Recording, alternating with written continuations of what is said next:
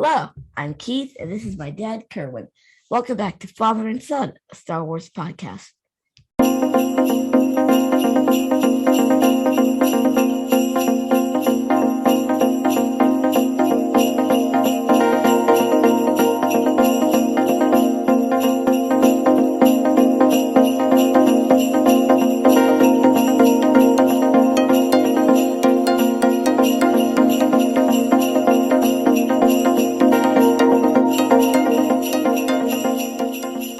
Thank you for joining us, everyone. I cannot believe 2021 is coming to an end. Happy holidays to all of you. We started this podcast this year and, we were just like everybody else trying to deal with the pandemic, how to manage a pandemic, working from home, virtual learning. And we put this podcast together because we wanted to do something fun. And here we are now at the end of the year, our first year of Father and Son. So we decided that we want to just take a look back at some of our highlights of this past year. Yep, the past year did not open up as we thought it would, but we made it through. And now, here are some of our favorite moments from the past year. We hope you enjoy it. Hi, welcome to Father and Son, a Star Wars podcast. This is our first podcast. I'm Kerwin, and this is Keith. We love Star Wars, and we can't wait to share it with you.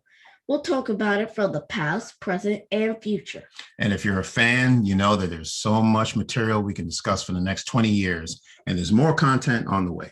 And if you're new and you'd like to learn about it, you've come to the right place. And this podcast is for people of all ages. It's very family friendly. I'm actually going to use that one. Okay. What is your top favorite moment? When Luke is at the Death Star and he's about to try to use his targeting computer to blow up the Death Star, but then he hears Obi-Wan telling him to turn it off.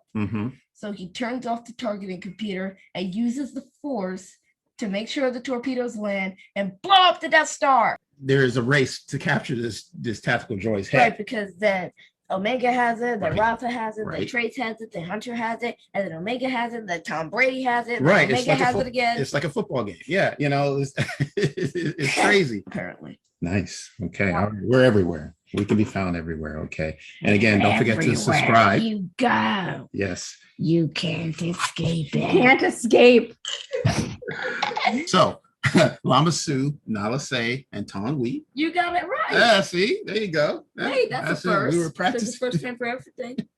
We were practicing these names. We're also on Apple Podcasts, Spotify, Stitcher, Radio Public, Audible, Amazon Music, and basically wherever you get your podcasts. I can't name them all. Right. I forgot most of them. Once again, Crystal, thank you so much for being a guest on our podcast. Thank you all for listening. Take care. Until next time, we will see you again. And happily, everyone survived. They made it back to shore on the landing platform, ready to get on the Marauder. And Hunter gives Crosshair one last chance to join the team, and Crosshair decides that he's not going to do it. The Bad Batch gets on the Marauder and takes off. Crosshair waits around, I guess, for the Empire Uber to pick him up. But I don't know. But he decided he's just going to stay there and just wait for someone to pick him up. I actually saw a video like that on YouTube. Oh, really? Like, I'm dead serious. It was Rogue One, and there's a TIE fighter coming up to Jyn Erso, and he's like, "Hello, your Uber is here." What is Gornt meat? Well, it's a creature from the planet Hathor. It's a very popular food, or it was a very popular food during the Republic era. The meat is sweet, juicy, and nutritious. All right, I'll be the judge of that. Let me see. Let me just take a look here. So let me just make sure we can see it. Sliders, Gornt meat. All right. Well.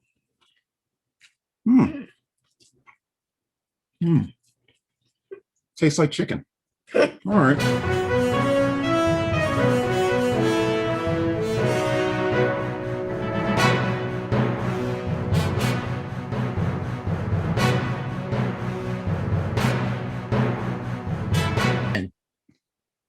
Senator Orn Free Taa is alive. Really? Well, anyway, you know what's funny about this episode? When Rand Park came out and addressed the crowd, the people of Ryloth, and he said to them, "Your senator is fine. He's alive, and he's going to make a full recovery." Did you hear the round of applause? I didn't hear any applause. Yeah. Do you know why you didn't hear a round of applause? Why? Because nobody don't cares. Nobody cares about the senator. He hasn't done anything for them. They don't care. Yeah. He's corrupt. He's corrupt. Nobody cares. Right. Expound on that. Can you talk about that? Yeah, I can expand Yes. on that. And distinctive, unique, and they have the very essence of Star Wars storytelling. So yeah, it's very wonderful to see that. All right. Thank you. We have a guest here. So. All right. Go ahead. So the next question is, will there be a season 2 of Star Wars Vision? And if so, will season 2 be a continuation of the first season? Like all the episodes we saw in the first season? Keith, do you have a favorite dinosaur? A thesaurus? A thesaurus? That's a book. No. It's only going to get better. Only 3 episodes Can't left. get worse. Right. So let's see what happens. All right. Everybody take care of yourself, and we will see you again.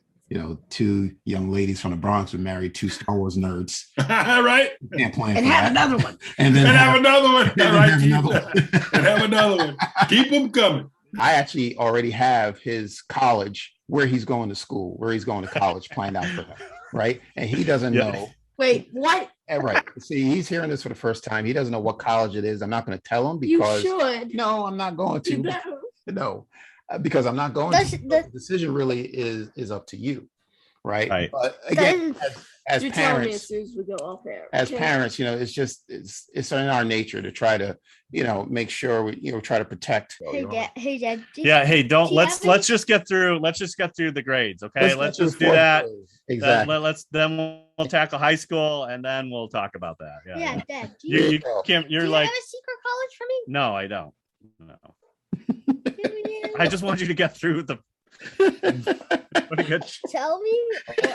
I was just like, it's been a rough adjustment, and Yes. something that it's like, hey Right. man, you got to do this, because if you want to do all this cool stuff, like we've talked about, he wants to be a wrestler, he wants to be an actor, you want to be all these great things, you want to be, what else you want to A be? video game maker. A video game maker. I was like, okay, those 3 paths are all great paths, but you can't do any of those if you drop out of 2nd grade. You got to go to the 2nd grade. So Hi, Kerwin. Hi, Keith.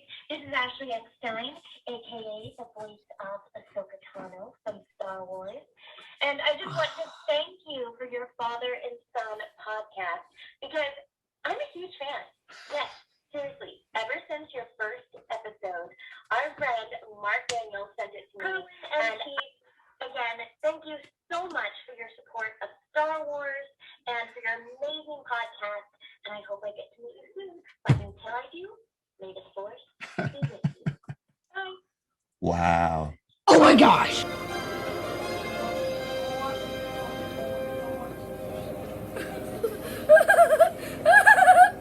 You better erase that.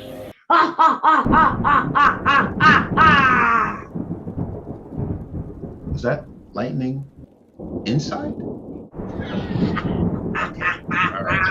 And let me just step back and talk about the planet Pantera.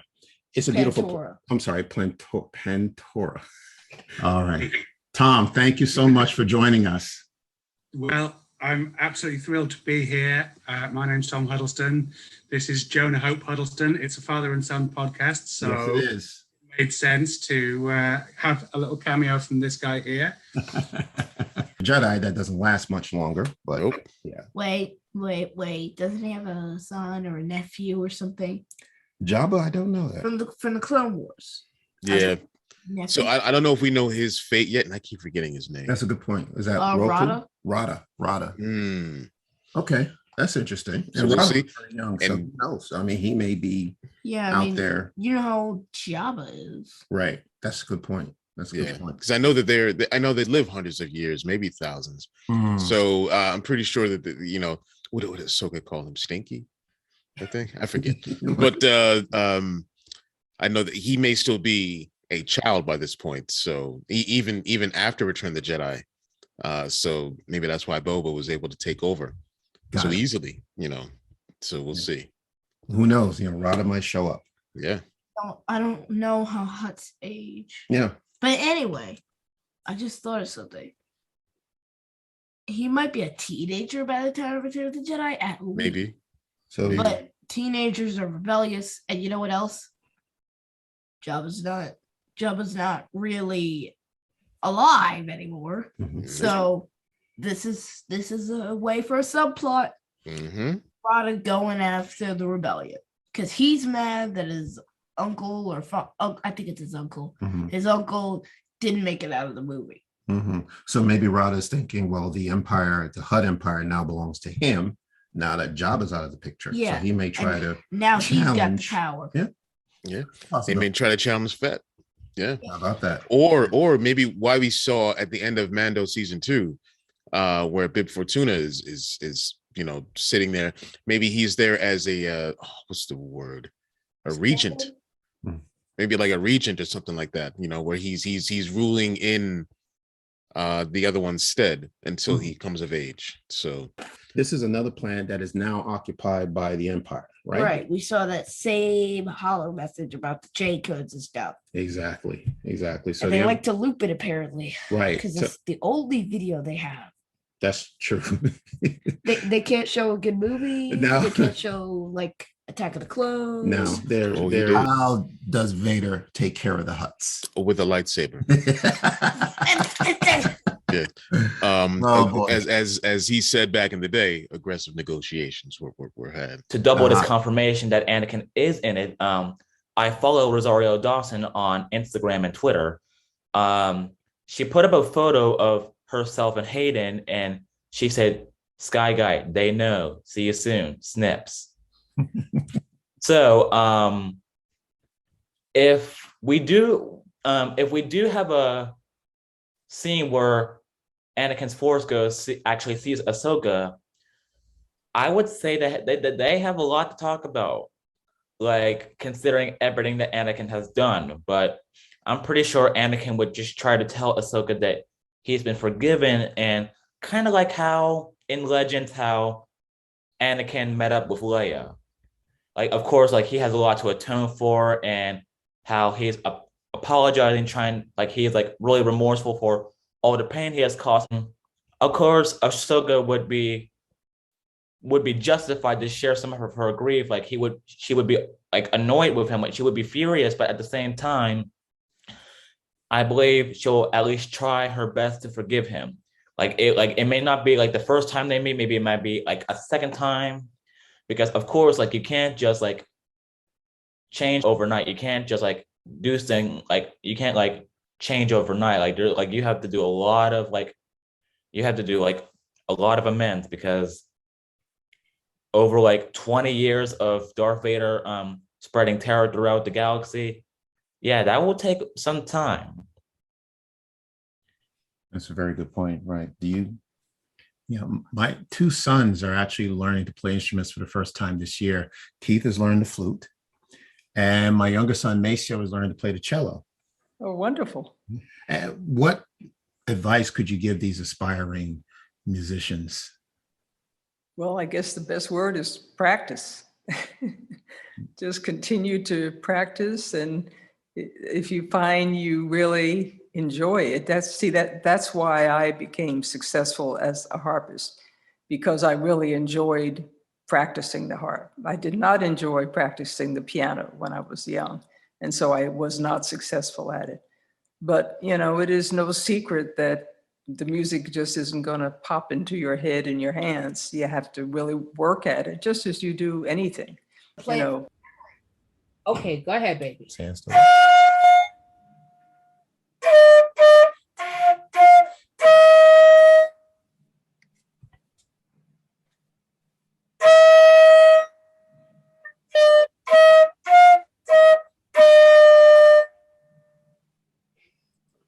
There you go. Wonderful. Very nice. All right. Not Chinese theater, but it was downtown somewhere. And I walk in the room, and as I'm just literally walking in the room, at the center table is John Williams, Steven Spielberg, and George Lucas sitting there. And I'm not kidding, my eyes watered, because here are these three gentlemen who are kind of heavily responsible for me doing everything I do with my life. Some are small like Yoda, and others are big like Chewbacca, the Wookiee. Some are covered in long, thick fur, and others have no hair at all. Maceo, come on, we're reading. Look. Some have 2 arms. So this question is for both Mr. David and Mr. Ken. I'm a big fan of both Star Wars and Lego, and you've written and directed a number of Lego Star Wars shows. I expect you're fans of both. So which came first for you, the Legos or Star Wars itself? For me, it was definitely Star Wars.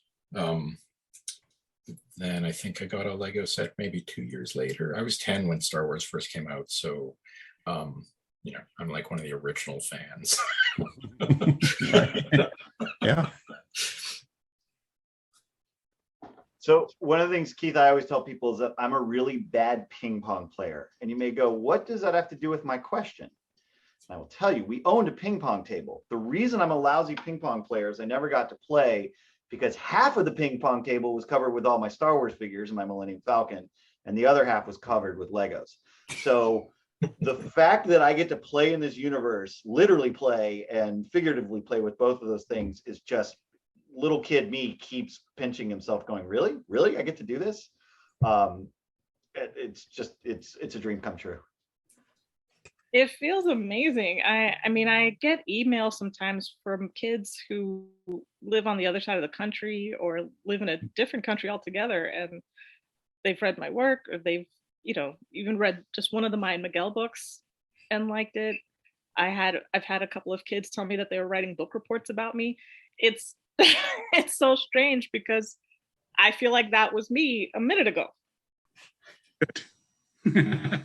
So how do you develop your characters?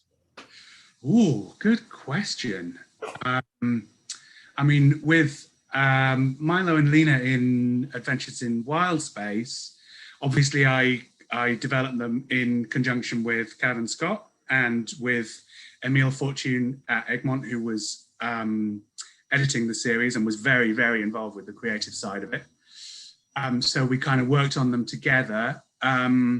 To quite a large extent, when I was writing the characters, I was thinking of Lena as my older sister.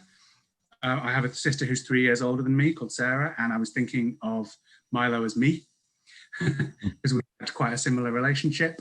And also I have a niece and nephew with a similar age gap. So I thought about them. So yeah, those two characters were very much based on myself, my own experiences, my family.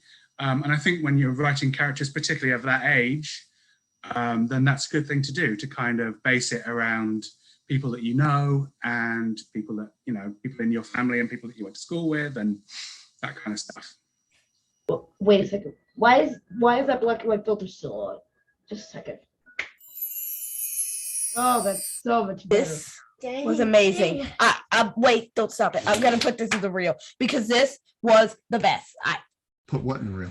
This part. What I'm saying right now. Oh, go ahead. Because I can't believe you've done this. We did it. We actually did it.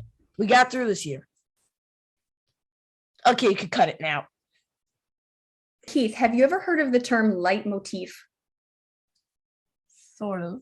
So John Williams, and this is what you're talking about, Kerwin. The leitmotif is a reoccurring theme that's associated with a specific person or a specific character, the theme that's associated with an idea or with a situation, right? So like Williams establishes these themes and you can immediately picture the character or picture the situation or idea in your head.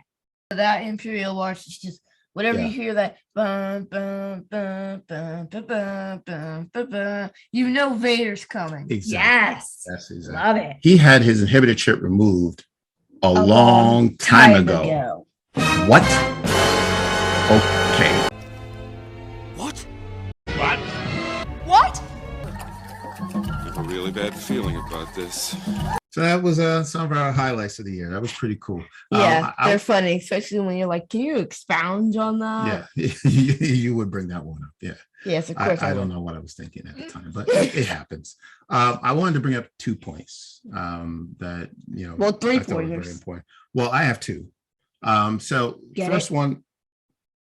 I get it now. Okay, 3 pointers. Okay, I got it. All right, let's explain. All right, so when we interviewed Ann Hobson Pilot, the harpist for the Boston Symphony, we did not know she was also a basketball fan, right? And we were talking about the importance of practicing. She used Steph Curry as an example. Steph Curry is a NBA star, and he is a 3-point player. He loves shooting threes, and he would come in to practice, and most of the time all he's doing is shooting threes, just shooting threes. And she mentioned to us that Steph Curry was actually trying to chase a 3-point record at that time. So 2 days after we recorded the interview with Ann Hobson Pilot, Steph Curry did actually break the record that was held by Ray Allen. Yeah, the 2,974 3-pointers. Right. He broke that record. He is now the all-time leader in 3-point play. So I just wanted to bring that up. Ann Hobson Pilot, basketball fan, and congratulations to Steph Curry. The second point I wanted to bring up was our interview with James Waugh and Kanako Shirasaki for Star Wars Visions. Just want to thank Lucasfilm for actually including us in the press junket, and we were very excited when they invited us to be a part of it. And we planned and we prepared and had questions ready. Now, prior to this, we started our podcast, like I said, back in March, and I think this was in October, this interview. So we've done quite a few episodes prior to. No, I think it was September, because Visions launched in September. In September, yes, thank you. Like the 26th or the 25th, something we're about. Got it. All right. Thank you for letting me know that. So we recorded quite a few episodes prior to that, right? And Maceo, your little brother Maceo, my younger son Maceo, he really keeps to himself. He understands that when we record, that he's going to go into his room and he's going to use my Chromebook, read a book, or get on the computer. So he stays out of the limelight. Now, it just so happened that this particular moment, when we're ready to record this interview with James and Kanako, Maceo runs across the screen, and he's never done that before. And it was just like a total comedy moment. Yeah. Afterwards, of course, at the time, roll clip. Well, and he has never done that before. This was unplanned. We did not ask Maceo to run across the screen, but sure enough, he did. I don't know why he chose to do it at that moment, but it was hilarious. Yeah, why he did this particular episode. But what you couldn't see on the screen is when he was behind me, he was patting me on my back. And I think what he was saying to me, get your attention. No, I think what he was saying to me is that you're doing a great job, Dad. Everything's going to be okay, because we were pretty nervous. Yeah, because we were like, oh, we get a message. Yeah, but and he ran off. So I think that was his way of just reassuring me that everything was going to be okay, and everything was. Lucasfilm was great. It was a great interview. It's actually our second highest viewed YouTube episode behind our introductory episode. So if you have not seen it, please go check it out. That was a wonderful moment. So I just wanted to bring up those 2 points. Yep. And now I have one. Mm-hmm. So we actually had the chance, like the once in a lifetime chance, to interview Tom Huddleston, my favorite author. Yes. He wrote the Adventures in Wild Space books. But it was awesome. He even said that maybe I could send him a copy of my book sometime, which I plan on doing. So that was like a dream come true for me. Wonderful. I never would have thought that reading these books as a kid, I would get to interview him. Mm-hmm. It was amazing. That was a wonderful moment. Yeah. It meant a lot to me. Yeah. And I know how much you love those books, and you even got me to read them, and then Monty to read them. Yes, exactly. And I really enjoyed it. And we were so glad to have Tom on the podcast as well. And again, as far as reading, again, thank you for introducing me to the High Republic. You started reading the High Republic. Yeah, because you got me that book. Yes, exactly. Test of Courage. Right. And then we read Race to Crash Point Tower. That was a lot of fun as well. Then we read Out of the Shadows. Yes, we did. There's definitely more High Republic stuff coming. There's more coming. We're probably going to review it. We may have to do another episode just to talk about the books that are up and coming. Now, 2022. This is going to be a big year for Star Wars. Yep, because we have Book of Boba Fett, because that extends into next year. Yes, it does. And/or hopefully Ahsoka, because people want Ahsoka. I want Ahsoka. I need Ahsoka by 2022. You're a big fan, yes. Absolutely. So this is going to be probably Star Wars' biggest year, Yep, they have so much stuff coming out. Yeah. And all these good TV shows. Kenobi, probably the movie. TV show. Yes. And because it was originally supposed to be a movie. Then they made it into a TV show, which I think is better because it gives you more time and it's lengthier. I agree. Yep. I'm looking forward to that. Like maybe 6 40-minute episodes tells more than 1 2-hour movie. Absolutely true. And you don't have to just sit down on your couch with the popcorn watching a movie. Right. You can just watch excerpts of it, basically. Which is what a TV series is. And you can watch the episodes over and over. Yeah. Yeah, you can analyze it, sit and pause and really go deep into what the story is about. So I'm looking forward to that. And don't forget, we also have Celebration coming up in May. And this is all happening. I don't know if you knew this. This is all happening the same year that Star Wars, the original Star Wars, is going to be celebrating their 45th anniversary. Right. And it's also the same year as John Williams' birthday. Exactly. February. That's right. So February. There's a lot going on in February 2022, right? 2022 is going to be a packed year. It's going to be bananas. And then the concert. Yes. So there's a lot going on. So, we're just looking forward to it. And the other one in May.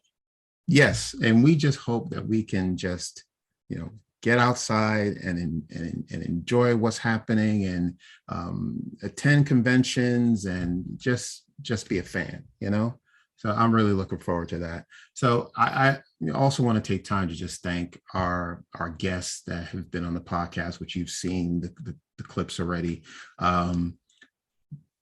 Big thank you to our followers on Facebook and Twitter and Instagram. Thank you so much for supporting the podcast and just bringing us into your community and welcoming us. And it's a lot of fun. And there's so much more that we're going to talk about next year. But thank you.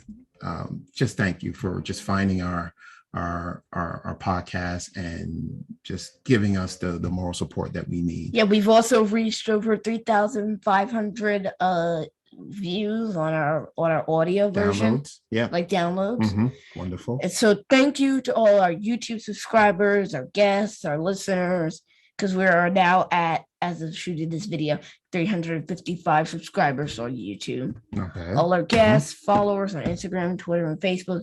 Thank you so much for finding our podcast. It means so much. It does. Thank you. Thank you once again. And thank you. You are a great partner and you are very talented and you are the one that edits every single video that people see on YouTube, right? Yes. And we can't have this podcast without our producer in the background. That's Mommy. That's Tanya, my wife. And definite thank you to Maceo, who is now making an appearance. Glad to see you, buddy. Thank you so much, right? Thank you for your support, right?